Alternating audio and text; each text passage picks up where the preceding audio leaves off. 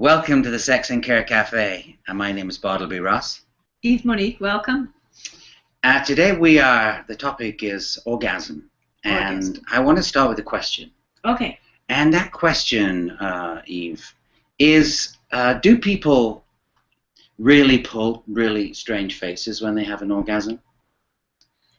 Yeah, I think, that's kind of, a hang-up for a lot of people, because you can have one level of orgasm and then you can have another level of orgasm. There's like the nice orgasm, the horny orgasm, the quickie, the just nice one, and there is ones, that go way beyond that, and that feels more like you're giving birth, and your face goes, and your body goes, and you're out of control in every way in yourself. And a lot of women are afraid to let themselves go out of control in a certain way, because they think it's going to look weird and I'm not going to be attractive. Well, that is interesting. So if women are afraid of going out of control, does that mean they're controlling having orgasms? No, they control what could happen for them.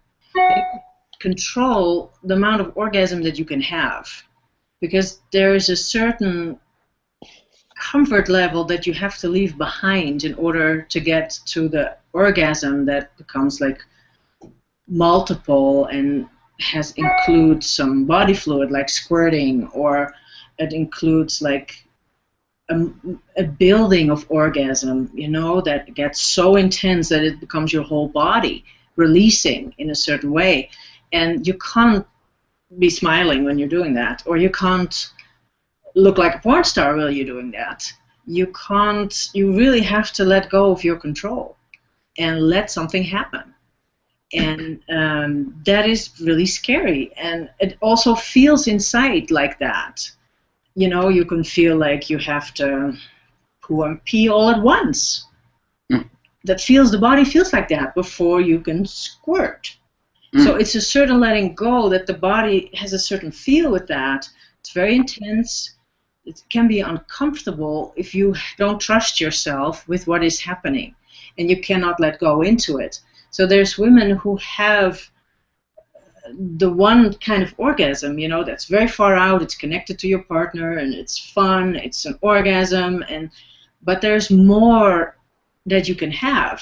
And a lot of women know that they're not getting the orgasm they really want, and they know that they can have more, but they're afraid to let go into it, and they're afraid to share that intimately with their partner themselves, because it's not going to look pretty, and it's not going to look perfect, and your body, you look like you have an epileptic seizure or something. You go like, you can have very weird face expressions and really weird sounds, and your body makes weird sounds, and liquids come out. It gets messy. So do you want to get messy? Whoa. Oh, okay. Well, this is obviously, orgasm is a massive subject generally. Just to note that they're saying that 2014 was the year of the orgasm because it was the first time the scientists and the sexologists had really got involved in orgasm, in looking at and researching the female orgasm. Didn't Master and Johnson already did that? They did a little bit. So there's more extended. Yeah, there's a lot more extended research is beginning to happen, and I think that's obviously a good thing. But this is, we look at the movies, say, or we look at, let's say look at the movies or TV where, orgasm is being depicted fairly regularly. Sex is certainly kind of more prevalent in movies and TV. When we see people having orgasm, it's kind of classical, a bit of grunting, a little bit of facial expression, but nothing like what you're talking about. Are you describing in a way two different kinds of orgasm here? Like one that's, I know we hear about the clitoral orgasm or the full body orgasm, or the Tantra people have a way of like talking about the valley orgasm. Yeah, there's orgasm that is just clitoral stimulation. It's like the connection with your partner, and you fuck and you have a really good time, and it builds up, and you get an orgasm, and then you have a peak, and then you have a down. That's like the one kind of orgasm. And there's the orgasm that is a build-up. And it's sometimes good to start with the one and then go on to the next because the pressure's off. You had one, you opened up. But some people, it takes like a toy on the clitoris while you have intercourse to get that first orgasm, and then you go from there, and then you go in the flow of the body. And with the man, it's just movement that's happening, and it's a letting go of your mind, it's a letting go of control over your body, and you can feel all the feelings you want to feel around sexuality. So you get a lot to feel inside of yourself, and you have to open up to that with your partner, and then you have to really let go of how you look, how you just have to trust what is happening inside of you and let yourself be moved by that.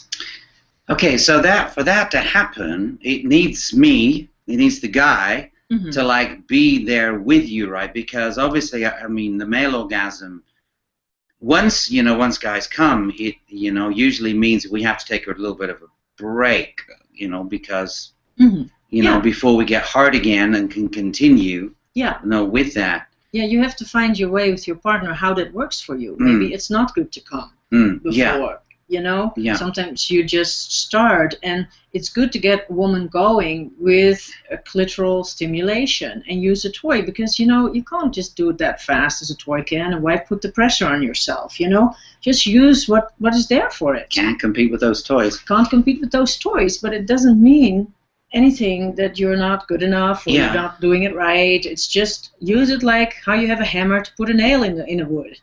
Get to have that nail in the wood, you use a hammer. So you want your partner to orgasm, use a toy. That's all. Okay, this brings up quite a few things here. First of all, like we men, we want to satisfy our women, and I think men, from my own experience in talking to male friends, we have a sense of the kind of, in a way, orgasm that we want you to have, right? And I think we're probably somewhat attached to that very kind of primitive orgasm that you talked about, just like kind of like the, those are great. The releasing type of orgasm, and in a way we're almost like we feel like our job's done if that has happened. Yes. However, if you want more.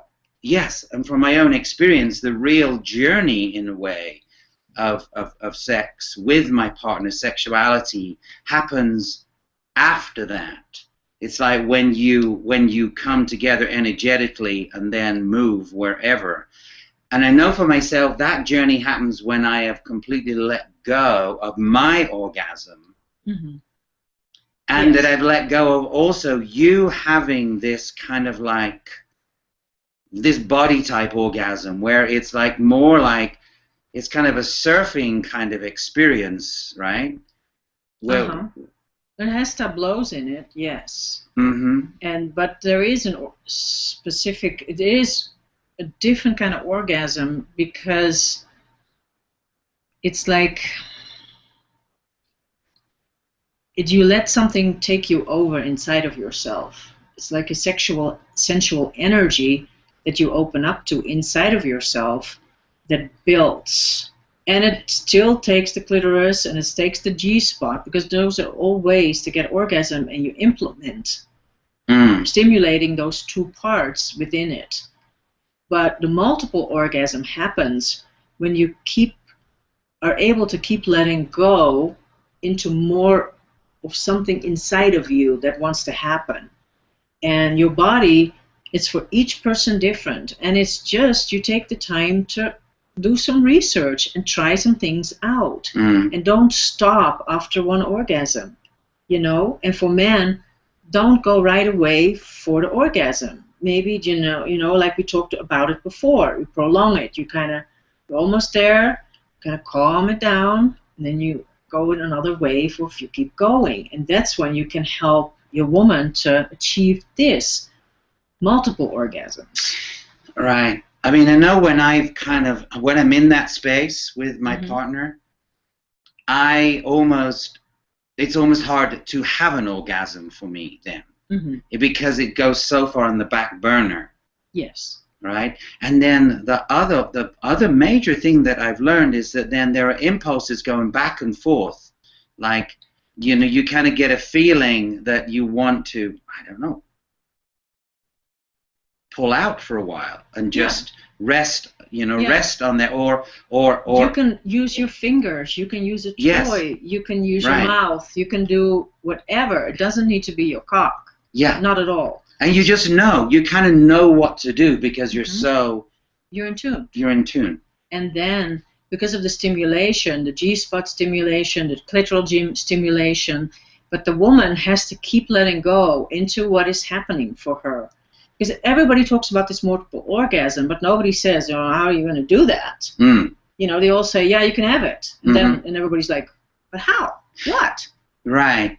You know, I mean, just recently, I kind of was, in a way, in that kind of journey with my partner, and I find myself very, like, involved in the throat somehow, and the heart here, and I think what happened was there was like an orgasm that happened. I don't even quite know what I was doing. I just was following, like, this impulse, you know, just trusting, and that there was almost like a whole energy explosion that happened out of the throat and out of the heart. Is that what also you're like? Yeah, it can happen because it's a release of sensual sexual energy. So wherever that happens, it can happen here, you know. It's so individual. Yes. And it's an in a moment journey, and you have to let go of all of your concepts how sex looks like, because everything that we see on the internet is not necessarily that's what's going to give you that orgasm. You know, it is your way and your exploration, and it's your opening to it inside of yourself, and let go of your hang-ups about how you look, how it feels like you know, so what if you think you pee and poop at once in your bed? It's not going to happen, but it might feel like that. And you have to pass through that fear of like, oh my God, I'm out of control here. And those are the things as a woman you have to just keep letting go into it and keep being yourself and finding more of yourself, being very present with yourself. And it's very good to masturbate and try it out on your own. Try the same thing with your first orgasm. If you want multiple orgasms, try it out with yourself. And especially if you have problems getting even to orgasm with your partner, which a lot of women do too, they only can get orgasms on their own and not with their partner, which is, you know, not preferably. If that is a situation that you're in, how can you break that? Yeah. So you know how to do it on your own. Then, you know, what I would suggest is there's something connection-wise not happening around your sexuality, and that can have deep roots. For myself, I had a lot of anger that blocked me from being open up with a man, and I couldn't get my orgasms for till I was 29. And because I went, or 30, I think even, before I could have them on my own, fine, but I couldn't have them with my partner. What was in the way was deep-rooted anger that I had to release. And so it takes sometimes some work on yourself to be able to open up through orgasm with somebody else. But a good step is, if it's a technical situation, because it could be that you're not in sync yet, it's a new partner, you know, you don't know, it's hard to communicate to your partner what you like. You know, what is a really good thing is masturbating in front of your partner, because then we do it on our own, separate, instead of creating intimacy of masturbation together. And your partner can just watch what you're doing and how you come, what it looks like, what you do to yourself, and that's a big hump to get over. If you can do that, then you probably can have orgasm. Yeah, well, on some level. I mean, I can tell you, I mean, I feel like relatively sexually open, and I feel like I have been all my life, but for the most part, I have been almost unable to ask my partner to masturbate in front of me, for one thing. I mean, today it's probably one of my favorite things, so no problem now. But the other thing is that my partners throughout of my life, pretty much, have not, in a way, showed me, showed me what turns them on. It's like there is, and I can only imagine this is true with many, many, many couples. They are not communicating. So, the women that I've been with haven't really showed me, in a way that the intimate, the clitoris and even their pussy and what they like, or in the ass, or, how they like their nipples squeezed. It's almost been like unspoken. It's also unspoken, I think, sex between partners. Yeah. And yet the woman knows how to bring herself to orgasm, right? Very clearly. But they don't let their guys know. In that time when I couldn't have an orgasm, I had so much shame and guilt and inhibition about how to express myself with somebody else, that I was very comfortable doing that on my own. But that was very vulnerable to really open up like that with a partner. And we were just reading a psychology article this morning, which is talking about a lot of women are so ashamed that they do bring themselves to orgasm alone with toys or with their hands, and not with their partners, not with their long-term husbands. That what do? Is that they fake orgasm because they don't want to tell their husbands that they're not having an orgasm with them, and that they are having orgasms on their own. And that could so easily be turned around, because they could share that. They could, hey, tonight, for sex, I'm gonna masturbate, and you're gonna watch me, and then we're gonna have sex, or then you're gonna masturbate me. Yeah. What a turn-on night that would be for them. And then you have to really, you have to show yourself. Expose yourself, yeah. Expose yourself, show yourself, be yourself sexually, and allow yourself to feel everything that you allow yourself to feel on your own when somebody is there, which is a big step. Right. And don't expect that your partner is going to know all the right moves, right? No, and don't be a drill sergeant. Also. It's again about connection. It's again connection. And about love in the heart. And trust. And and you don't have to be a long time married. You can do that in the dating scene as well, if you're very comfortable and open and you're connected to the person you're with. Yes. And that. So Celia, what do you think? What do I think? There's so much. First of all, I just wanted to share that one of those trailers for 50 Shades of Grey, there's one scene where I guess she's coming, and it just looks like so unreal, Anyway, it was just like how unfortunate that movies are faking it, that they're not letting themselves fully, they're not letting go completely, that they have it in a little box, And this is this great movie about sex, and yet it looks so fake to me, It's just a trailer, and anyway.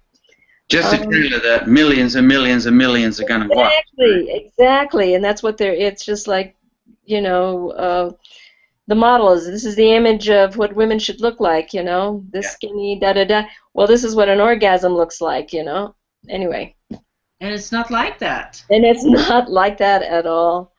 And I think something what both of you said, how important communication is. I mean, I'm just listening to you and thinking, oh my God, women are still faking orgasms. I mean, that's amazing to me. I mean, back in the 60s, 70s, I think I shared with you once that I had a group of women, women's lib friends in New York, and there was about 8 of us, and I think only 2 or 3 of us knew what an orgasm was. All the other ones, I'm not saying they were faking them, but they didn't know what an orgasm was, And seems like it should be taught in schools or something, right? In kindergarten. No, let's stay away from that one. But communication. I'm just sitting here thinking, oh my God, I mean, I would have never enjoyed having sex if I wouldn't be able to tell my partner, do it this way, or a little further in or up or whatever, or a little gentler with the nipples or whatever. I mean, not so much like a a control freak or anything, but just someone who just wanted to receive the maximum pleasure. And a lot of the partners I had, I think, really wanted to just give to me. I mean, I shared last time I wanted to give to my husband, but I think a lot of the partners I had also just wanted, they weren't just there to have their orgasm. They were there to pleasure me. And so I think it just made it easier to communicate with them because I knew that they wanted to do that. And just get the most of this wonderful experience, you know. But communication is certainly a must. Without any embarrassment or anything, it's just such a. I mean, orgasms are such a wonderful gift, you know. Mm-hmm. Do you think men care about what women look like during orgasm, Celia? No, not at all. Not at all. You care what women look like? No, Yeah. I've never even thought about that before. Yeah. So definitely no. Yeah. Or how they. I mean, I had a weird husband though, because he would get turned on, coming home from work, and I'd be out in the garden, I'd be all smelly and dirty, and I'd say I want to go take a shower. He says, no, no, no, no, let's just go now, you know. And it was just like, when you say sex is, what is it? Sex is something dirty? What is it? Get down in there and get dirty? Well, literally, I was dirty. I mean, anyway. Yeah. So yeah, communication, and just maybe it has something to do with that horrible U word, you know, unworthiness or something, you know, that women don't feel like they can ask for this. yeah, I don't know what it is. I don't know what it is, but it's such a gift to give to yourself by asking for it, you know? I mean, you're giving to yourself by asking for it. Yes. I mean, I think also there is, I mean, from my understanding that, you know, a woman, say, won't ask the guy for something because she feels like it's going to be insulting to him because he doesn't, then somehow he's doing something wrong, or he doesn't, you know, he's not got enough experience. So somehow there's a line there. Yeah, it's all because there's not the connections really. That's what I was thinking. It's the connection. If you're connected to that person, they're not going to take it so personally or let their ego get in the way. I think it's the connection. It's a heart connection. It's a love connection. You just want to give to each other. It's it's both ways. Yeah. And this other thing that you were talking earlier about prolonging. Yeah, I remember the men that I was with sometimes just they were too close to having that orgasm. And they knew I wasn't quite there yet, but they would pull out, you know. Yeah. And it's real care. There has to be such a deep care. Isn't that something to appreciate? Yes, yes. I do. I certainly did. Yeah. Yeah, communication, care. Yeah, communication is important. And it's a giving to yourself by asking for it. Mm-hmm. So we have giving to yourself by asking. And ultimately, you're giving to the other person, I think, by giving to yourself. Yeah, because they want to pleasure you. I knew my husband was always like, if he came too quickly or something, he just felt really bad, you know. And then, of course, we waited a little while and then got going again. Right. Yeah. Right. Yeah. I mean, if there's that care and that heart connection, there's no reason why it can't happen for both of you. And I was just going to add one more thing, and then I'm done. 69, that position was always a guarantee for us to come together simultaneously. So it wasn't like worrying about I'm going to come before he or he's going to come.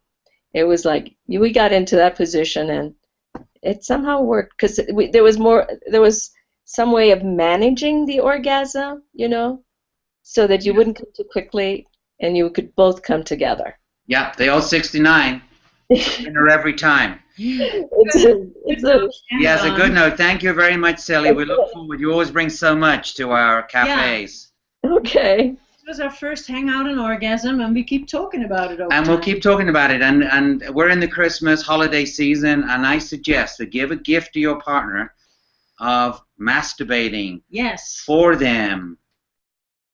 Give them the gift of Ask them what they want. An exploration. Masturbation, exploration. Okay, here we go. Happy Christmas. Happy Christmas. Bye. Bye.